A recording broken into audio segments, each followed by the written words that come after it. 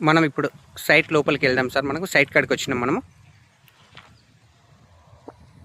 పచ్చడి పొలాల మధ్యలో మనకి మ్యాంగో గార్డెన్ అనేది అవైలబుల్ ఉంది సార్. మనకు పక్క వాళ్ళతో ఎలాంటి డిస్టర్బెన్స్ లేకుండా ఫ్రంట్ భాగం ఫ్రీ కాస్ట్ విత్ రౌత్ కడీలు విత్ ఫెన్సింగ్ కూడా ఉంది సార్. మనకు సపరేట్ ట్రాన్స్ఫార్మర్ ఉంది సార్ ఈ సైట్లో.